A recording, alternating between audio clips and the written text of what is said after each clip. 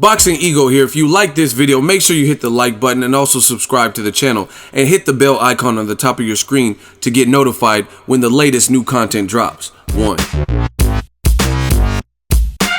Showtime Boxing steps in and checks Eddie Hearn and Team Joshua for inconsistencies. Stay tuned. What up, Fight World? It's your boy Ego and I'm back with some more boxing. Make sure you smash the like button. Also subscribe to the channel for the latest and greatest in boxing if you want to become part of the gang.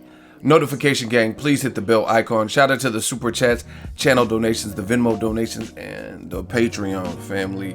We working. Thank you guys for the donations on Venmo, PayPal. We really working on the channel. Now, disappointing news recently. Joshua's gonna face Povetkin. It looks like we don't know who Wilder's gonna face, and there's been a quarrel of sorts from some of the fans taking sides and whatnot. And Brendan Schaub, he spoke and basically said Wilder wanted the fight and he doesn't believe that Joshua wanted the fight, right? Eddie Hearn on his verified account, this is what he said. Number 1, no, they didn't guarantee the money. 2, we asked for a contract and they refused to send one.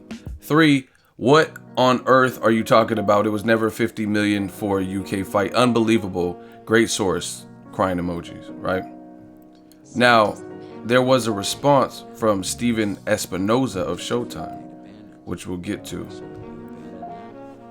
And he jumped in the mix and checked Eddie Hearn with what he believes is, or his version of what happened.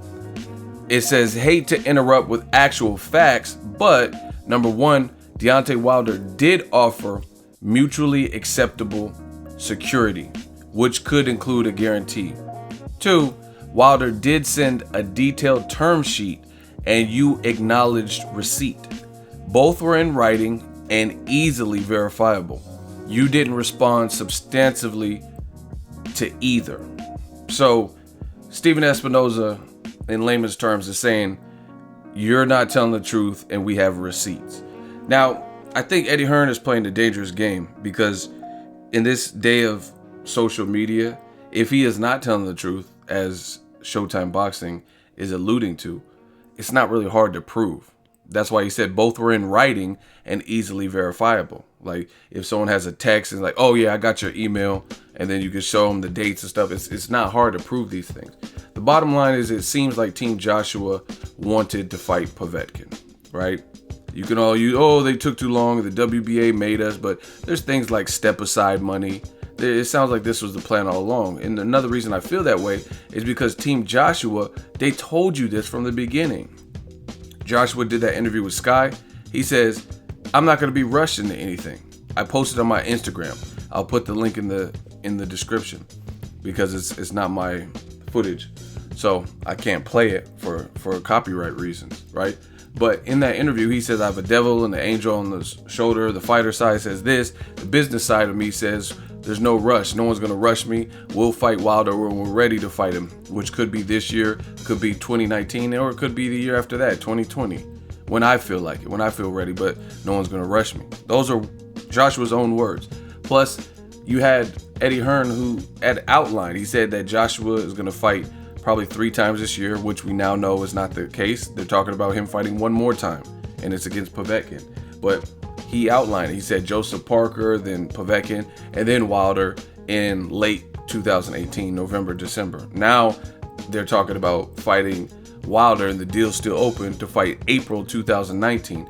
But after the Carlos Takam fight, post-fight interview with, I think it was Sky, he said the fight has to happen in 2018. So we know what we're dealing with. We see the inconsistencies and we see the falsehoods that are being thrown out there.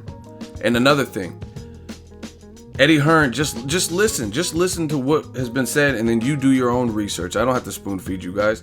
Eddie Hearn says, number 1, no, they didn't guarantee the money, right?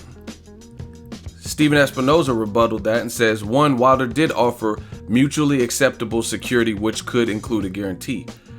IFL just did an interview today where Eddie Hearn says, oh, people are talking about the 50 mil and 50 mil. There was no guarantee, but we didn't ask for one. So why is that number 1 on your ledger on this tweet? Why does it say, no, they didn't guarantee the money? Why are you doing past IFL or Sky Sports interviews? It's hard to keep up with what platform he said all of these different things. But why are you doing interviews putting that out there like, oh, we need proof of funds? There's no proof of funds. And then you just did an interview today, literally today, where you said there was no $50 million guarantee about the $50 million that we turned down because we don't want to come to America, even though we were going to fight Klitschko in America, even though I said, I being Eddie Hearn, that a Gerald Miller fight, who's from Brooklyn, is possible for AJ in Brooklyn at the Barclays Center, right? And then in this today's interview, he tells you, he says, they never gave us 50 million proof of funds, but I didn't ask for it. He literally says that. So you can't really explain that. So what is Eddie Hearn's tweet? Why is that even a number one? Why does it say number one, no, they didn't guarantee the money if you didn't ask? You know? Like, it doesn't make sense. Like, let's say I'm a rapper with the diamond chain, and then someone's like, hey, I was at the club with Ego. He has a fake watch. I had my diamond tester on me. Hey, did you test his chain to see if it was real? No, it was fake. I didn't even bother to ask him to test it. So why would you not ask? If you want to prove something, then why wouldn't you ask? Like, okay, I don't think that chain is real. Let me get my diamond tester and then test the diamond. It's going to beep or light up or whatever if your diamonds are fake. You know, you can't just say, oh, your diamond chain is fake, and then you had the diamond tester, you had a way to test it, and then all of a sudden you didn't do that, and then you keep talking about how it's still fake. You get what I'm saying? So just this is evidence of what I'm talking about. Why would it say number one, no, they didn't guarantee the money, but then today on IFL TV, I'll put the link in the description, watch 8 minutes into the interview, he's saying, there's no proof of $50 million, but I didn't ask for it. So if you didn't ask for proof, then you can't disprove it, right? And according to Steven Espinoza on Showtime, he's saying Wilder did offer mutually acceptable security, which could include a guarantee. Now, another thing is Showtime has been showcasing Joshua's fights as far as U.S. distribution. Now DAZN is a thing, a streaming, and now they're bringing, it looks like Joshua, which is something I didn't think they would do, putting him on the platform. So that kind of leads me to believe they don't have any big names to helm this new app. So they're going to put his fight on there, right? I think that might even be one of the first major fights that Matchroom does under the DAZN. So they're going to cut Showtime out in terms of the U.S. distribution deal. So it's a risky deal, you know. Showtime and HBO have a lot of vested interest in AJ, and then you're not choosing either. You're going a completely separate route and trying to stream it on your own. So good luck with that. I'm not getting DAZN for no Joshua Povetkin. I want to see Joshua Wilder. You put that on it, I'll buy 2 subscriptions, 3 subscriptions. So there's a lot of inconsistencies here. I mean, you guys could believe whatever you want. Eddie Hearn said also in this IFL TV interview, he says, oh, he keeps saying stuff like believe what you want or something like that.